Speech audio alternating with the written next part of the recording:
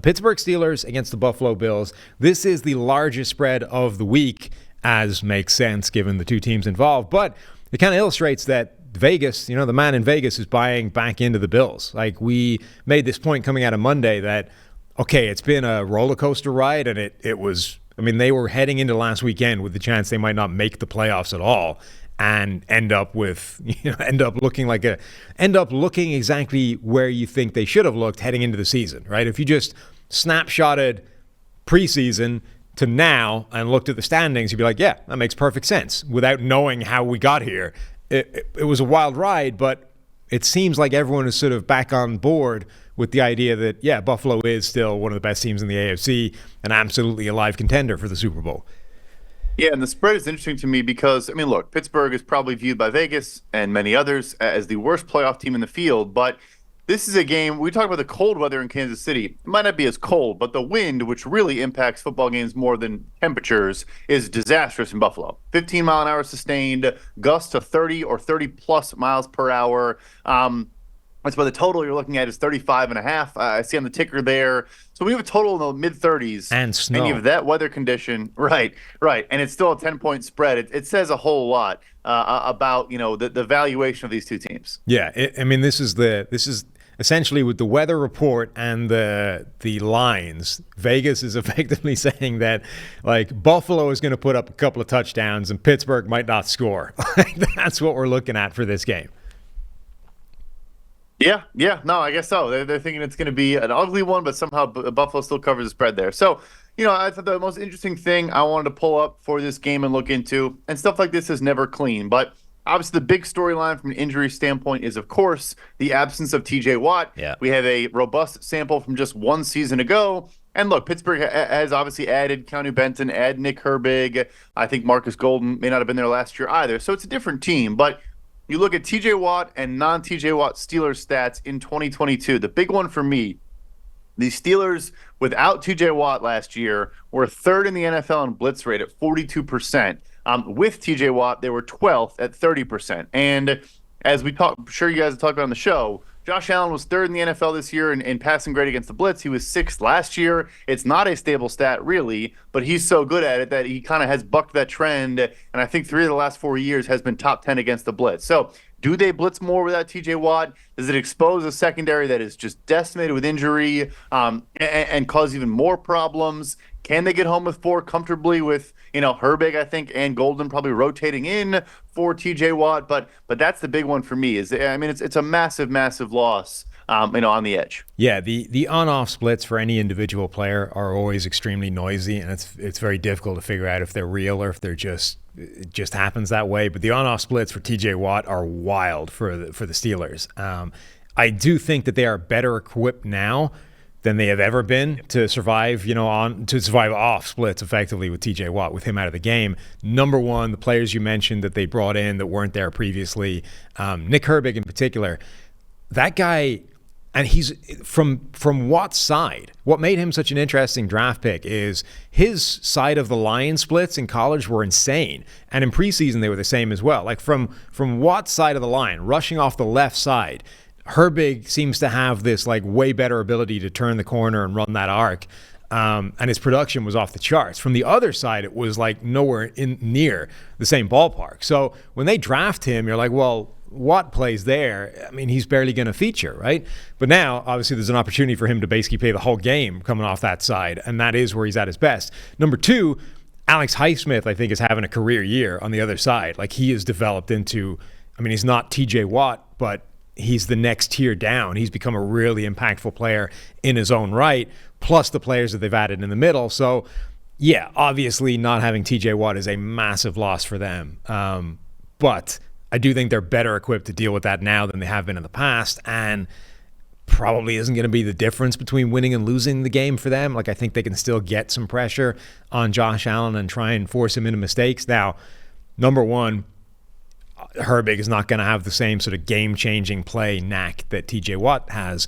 Number two, he's probably also not going to have just the basic like gap discipline that TJ Watt does. Like, Josh Allen forces you to be careful with how you're running. You can't just go recklessly, crazily. I'm gonna turn this corner come what may. you've got to bear in mind the guy that's back there and what he's capable of doing on any given play. That is a concern as well. No doubt about it. No, it's a huge, huge point. And on the positive side, they do get back both starting safeties. It looks like Damontae Kazee from suspension, and I believe Minkah Fitzpatrick will go, from injury. And obviously, the way they win this game is turning the ball over, getting Josh Allen to throw up some prayers, and those safeties, in theory, making some plays on the ball. So it is a good point, though, on the gap soundness, because, I think Landon Roberts will be back, but they've had a patchwork at linebacker. I mean, guys are picking up off the street throughout the year. Michael Walker's kind of their coverage, backer now. Mark Robinson actually, I thought, played pretty well in that Ravens game. It's just a patchwork, but Mike Tomlin has found a way to make it work, as always. But yeah, no, that does concern me. If they do bring pressure because they feel they need to, Josh Allen's going to have some 30, 40-yard scrambles, mixed in there. Yeah, there is still that element with that Steelers, the back seven. I mean, the last few weeks, you're like, this should not work. I mean, this personnel group that's playing right now can't play at this level together and have any kind of competent defensive output, and yet it has been. Like, somehow they've been patching that together, and it's been doing well outside of a couple of plays here or there. Does that continue into the playoffs against, better competition, Josh Allen, all the, Stephon Diggs, all the things the Bills can bring to the table? Or did they just somehow keep it together for a couple of weeks, and actually there's only so long you can play with that kind of personnel on the back end before you're exposed for the fact that is not an NFL caliber group of back seven coverage personnel? And I think the thing there was it's a mix. So it was part the opponents they were playing, but then part, I think they had phenomenal matchups because, like Seattle, for example, you go look at the stretch of the last month. Seattle said, okay, this is a good passing offense. They've been, top 10 in EPA per dropback, all these things. But they've had injuries at tackle, and they've had some shaky play from these sophomore tackles. And TJ Watt and Alex Highsmith were literally in Geno Smith's lap after 2 seconds on half of his dropbacks. And he actually still found a way to be fairly productive. So, that was also, if your front four is that good and can get home, again, without blitzing too often, you can probably mask up a lot of those issues. But now that you can't really do that, and I love Alex Highsmith too. I think he has so much, a deep, deep bag of tricks. He can do so many different things. His inside counter, his spin move, everything he does, I think has been more and more refined. And I know he's a great anti-TJ Watt thing. His sack total came down. He was a better player this year. I think it was clear. But I'd say not anti the Watt, but different than Watt. For whatever reason, I'll throw that in there. But yeah, so they can still get home. I think Cam Hayward looked more like Cam Hayward in week 18 and 17 as well. I love Keanu Benton. I just think long response short.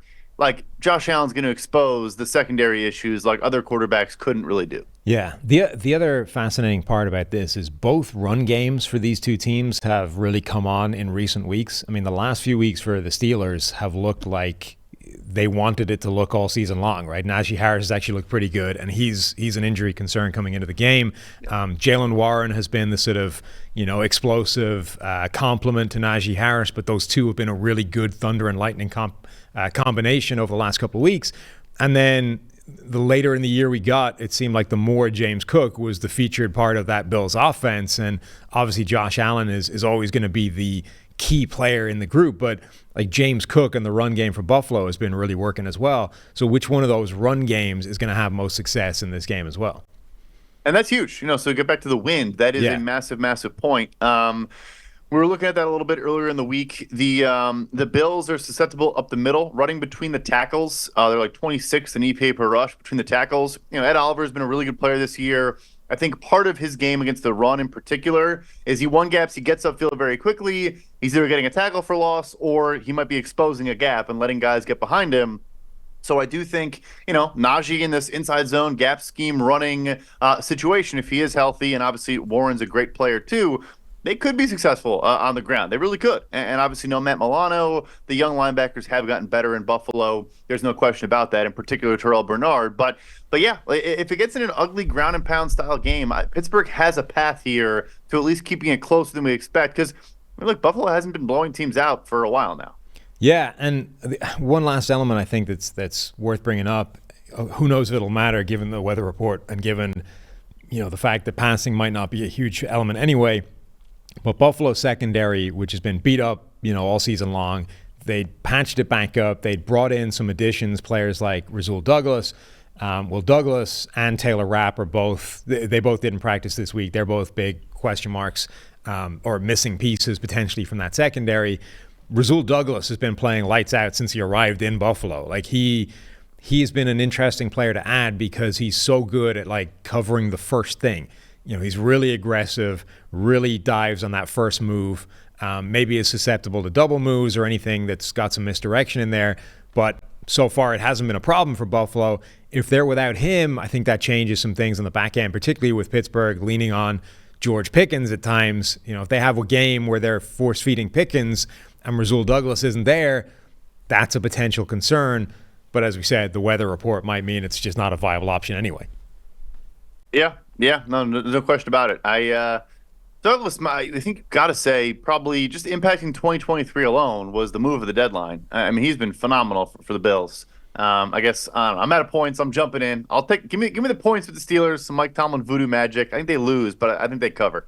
Yeah, I'm with you. Steve has taken the Bills despite the 10 points. I don't know if Steve checked the weather report, so that might be part of it. But I mean, look, it's been better recently for Buffalo, but it's still not been great. I mean, I'm not buying into the idea that Buffalo runs over anybody to the tune of 10 points, even if it is Pittsburgh. So, yeah, I agree with you. I think the Bills win, but I don't think they're going to do it by double digits, and it might be a fairly close, ugly affair because of that weather report.